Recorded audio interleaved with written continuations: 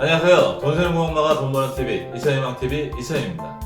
오늘은 실전 재무 상담 사례에 대해서 말씀드릴 건데요. 얼마 전에 제가 상담을 마친 40대 중반의 맞벌이 부부의 실제 재무 설계 사례를 여러분들과 나눠보려고 합니다.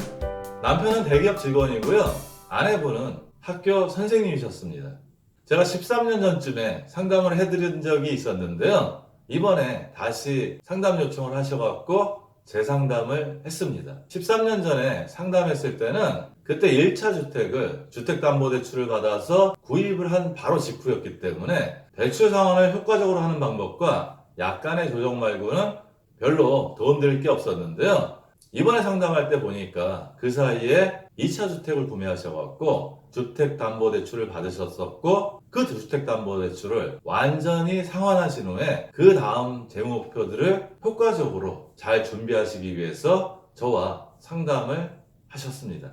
내 집은 있더라도 내 집이 내 집인지 아니면 은행의 집인지 헷갈리시는 분들도 있는데요. 이분들은 담보대출금을 완전히 상환했기 때문에 이제부터는 내 집에서 두 다리 쭉 펴고 이제 남은 핵심적인 재무 목표인 부부의 노후와 자녀들의 교육자금에 포커스를 맞추면 됩니다. 부부의 수입과 지출에 대해서 먼저 알아보겠습니다. 월평균 수입은 900만 원이고요. 월평균 비정기 수입, 즉 상여나 성과 같은 경우 그 총액을 12분의 1로 나눈 금액이 175만 원이라서 월평균 수입은 1075만 원이었습니다. 매월 정기적으로 나가는 지출이 557만 원이고요. 명절이나 부모님 생신, 경조사비, 여행비 이런 비정기 지출들을 합해서 12분의 1로 나누면 월평균 지출이 됩니다. 따라서 월평균 비정기 지출은 100만 원이었고요. 매월 평균적으로 나가는 지출은 657만 원이라서 현재 잉여자금은 398만 원입니다.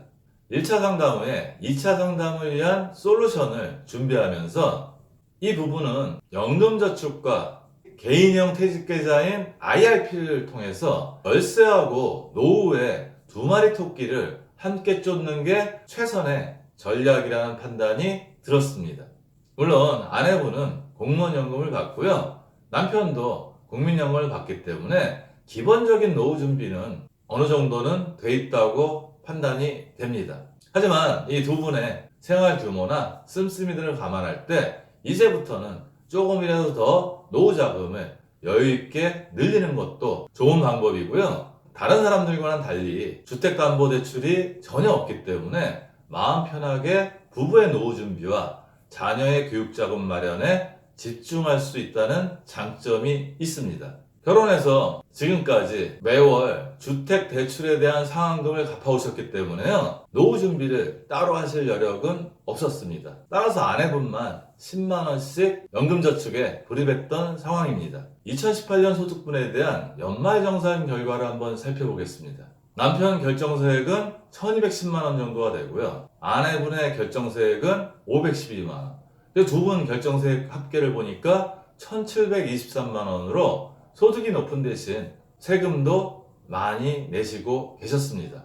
따라서 신랑은 56만원 정도의 추징금을 물었고요. 아내분은 12만 4천원 정도의 추징금을 물어서 두 분이 올해 연말정산하실 때 68만 5,990원을 추징당했습니다. 변경전 포트폴리오하고 변경후 포트폴리오를 보겠는데요. 아까 잉여자금이 398만원이었는데 새는 돈을 저 찾아내서 월 저축액을 425만원으로 만들 수 있었습니다. 정기적금은 만기가 한 6개월 정도 남았기 때문에요. 만기까지 불입하시기로 하셨고요. 그 돈을 어떻게 굴릴지는 그 후에 대책을 강구하기로 했습니다. 집이 있고 그 집에 상당히 만족하시기 때문에요. 이제 주택청약에 매월 돈을 불입하는 것은 큰 의미가 없어서 불입을 중단하라고 말씀드렸습니다. 지금 같은 저금리에 그래도 우리가 최소한 물가 상승률보다는 높은 수익을 올려야 되기 때문에요. 적립펀드에 매월 40만원씩 4개의 펀드에 각각 10만원씩 불입해서 투자를 시작하고 투자에 대한 공부를 해보기로 했습니다. 수익률이 높은 줄 알고 저축보험에 매월 50만원씩 불입하셨는데요. 약 한 9년 정도 되셨습니다. 이제 원금을 조금 지나서 수익이 조금 붙은 상황이고요. 이 부분은 특별한 용도가 없었기 때문에 계속 불입하는 걸로 결정을 하고 대신 이름표를 바꿔서 두 자녀의 대학 학자금으로 사용하기로 했습니다. 물론 신랑이 직장 생활을 오래 하면 오래 할수록 자녀들 대학 학자금은 들어가지 않을 가능성이 있는데요. 그럼에도 불구하고 학자금 말고 학교에 들어가서 용돈이나 생활비 등이 발생할 수 있기 때문에 이 저축보험은 자녀 교육용으로 완전히 전용하기로 했습니다. 아내분만 연금저축 10만원을 불입했는데요. 연금저축은 50만원을 더해서 각각 부부가 30만원씩, 그리고 신랑 명의로 IRP를 매월 25만원씩 불입해서 절세와 노후 준비를 위해서 매월 85만원씩 불입하기로 했습니다. 그러면 이렇게 포트폴리오를 변경한 후에 절세 효과를 한번 살펴보겠는데요. 남편과 아내 연금저축 각각 30만원씩 불입하면요, 각각 47만 5,200원의 절세 효과가 생깁니다. 남편 IRP분에 대해서는 39만 6천원의 절세 효과가 생겨서요, 매월 85만원, 연간 1,020만원만 불입하면 두 분이 134만 6,400원의 세금을 아낄 수 있습니다. 그렇게 되면 2018년 소득분에 대해서는 68만 5,990원의 추징을 당했는데, 올해는 얼마 남지 않았기 때문에 효과는 없더라도 2020년에는 66만 410원을 환급을 받으실 수 있습니다. 부부가 연봉이 5,500만원이 넘기 때문에요, 불입금의 13.2%의 세액공제를 받는데요. 어떤 투자 상품에 투자해도 매년 평균적으로 13.2%의 수익률을 올리기는 정말 어렵고요. 그런 정도의 투자 능력을 가지신 분은 거의 보지 못했습니다. 일단 기본적으로 연금저축과 IRP는 13.2%의 절세 효과로 수익률이 달성이 되고요. 게다가 연금저축펀드나 IRP에서 수익률이 추가로 생긴다면 더 높은 수익을 얻을 수 있습니다. 이제 연말정산 시즌인데요. 남은 시간 얼마 되지 않았지만 그 시간 동안 잘 챙겨서 내년 연말정산할 때 조금이라도 웃으셨으면 좋겠고요. 그때 환급을 받아서 기분 좋고 추징을 당해서 짜증나고 여기서 끝나지 마시고요.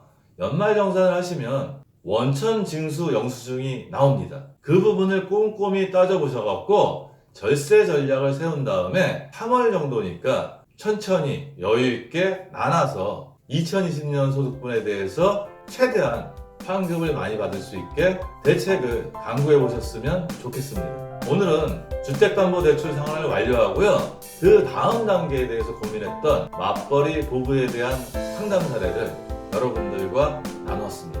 오늘 내용이 참고가 되셨으면 좋겠고요. 오늘도 행복한 돈 관리 되세요.